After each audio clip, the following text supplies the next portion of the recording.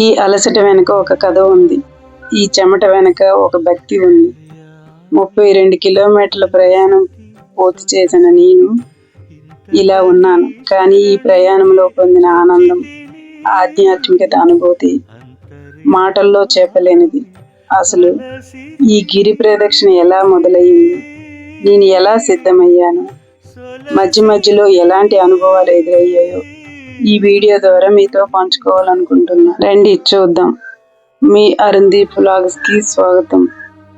గిరి ప్రదక్షిణం అంటే శ్రీ వరహ లక్ష్మీ నరసింహస్వామి వారి కొండ చుట్టూ చేసే పవిత్ర ప్రదక్షిణమే గిరి ప్రదక్షిణం. ఇది సాధారణంగా ఆషాఢ మాసం పౌర్ణమి అనగా గురు పౌర్ణమి రోజున భక్తులు 32 కిలోమీటర్లు నడుస్తూ కొండ చుట్టూ ప్రదక్షిణం చేస్తారు. ఈ ప్రదక్షిణ చేయడం వల్ల స్వామివారి అనుగ్రహం లభిస్తుందని, కోరికలు నెరవేరుతాయని భక్తుల నమ్మకంలో ఒక ప్రత్యేకత ఉంది. ఏడాదిలో 364 రోజులు స్వామివారిని గంధం రూపంలో ఉంచుతారు. అక్షయ తృతీయ రోజున మాత్రమే నిజస్వరూప దర్శనం కల్పిస్తారంట.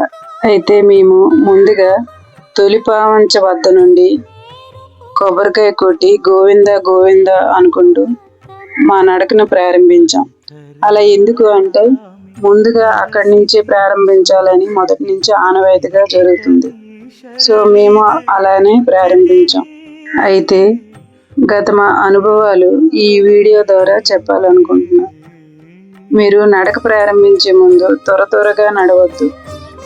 వేగంగా నడవడం వల్ల మీరు ఒక్కసారిగా బాగా మధ్యలో ఆగుతూ విశ్రాంతి చెందుతూ నెమ్మదిగా నడక ప్రారంభించండి. దానివలన మీరు త్వరగా అలసిపోరు. మీరు మధ్యలో తప్పకుండా విశ్రాంతి తీసుకోవాలి. మేమైతే మాత్రం అలారం పెట్టుకొని ఒక హాఫ్ అన్ అవర్, ఒక 1 అవర్ నిద్రపోయేవాళ్ళం. ఒక షాప్ పక్కన, రోడ్ల పక్కనైనా. దానివల్ల మాకు మరలా మేము ప్రయాణం మొదలు పెట్టేసరికి అలసట ఉండేది కాదు. చాలా ఫ్రీగా అనిపించేది. ఇలా విశ్రాంతి మాత్రం తప్పకుండా తీసుకుని బయలుదేరండి. అయ్యో అందరూ వెళ్ళిపోతున్నారు, మేము వెనక పడిపోయాం అని తొందరపడవద్దు. దానివలన మీరు చాలా అలసటకు గురవుతారు. ముందుగానే వెళ్ళాలి అనే నియమం అక్కడేమీ లేదు.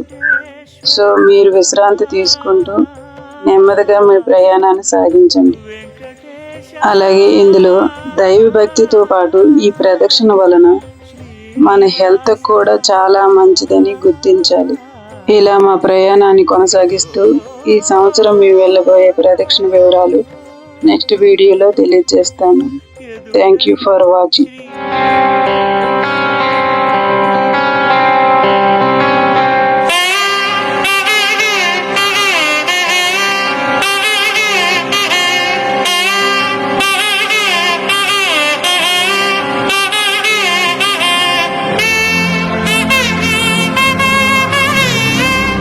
ప్రదక్షిణం అనగా అనగా సమస్త పాపరాశిని ధ్వంసము చేయుట. నేను ఈ ప్రదక్షిణానికి బయలుదేరుతున్నాను అని మీరు అన్నారనుకోండి. ఆ ప్రదక్షిణానికి మీరు ప్రయత్నపూర్వకంగా ఒక అడుగు పెట్టారు కనుక అడుగు ఇలా తీసి వెయ్యగానే పాపరాశిని ధ్వంసం చేసేస్తాడు. మళ్ళీ రెండో కాలు ఇలా పైకి లేవగానే ఎవరు మొదలు పెట్టారో వాళ్ళు ఏది జీవితంలో జరగాలని కోరుకుంటున్నారో దాన్ని ఇచ్చేస్తారు. ప్రదక్షిణం అనగా అనగా సమస్త పాపరాశిని ధ్వంసము చేయుట. నేను ఈ ప్రదక్షిణానికి బయలుదేరుతున్నాను అని మీరు అన్నారనుకోండి. ఆ ప్రదక్షిణానికి మీరు ప్రయత్నపూర్వకంగా ఒక అడుగు పెట్టారు కనుక అడుగు ఇలా తీసి వెయ్యగానే పాపరాశిని ధ్వంసం చేసేస్తాడు. మళ్ళీ రెండో కాలు ఇలా పైకి లేవగానే ఎవరు మొదలు పెట్టారో వాళ్ళు ఏది జీవితంలో జరగాలని కోరుకుంటున్నారో దాన్ని ఇచ్చేస్తారు.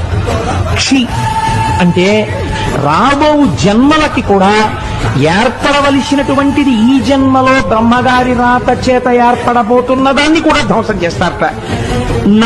అంటే ఇంకా అలా చేయడం వల్ల అక్షణం చేసినటువంటి వాడికి పాపము పుణ్యము ఉండదు కనుక వాడు మోక్షమునకు అధికారి అవుతున్నాడు.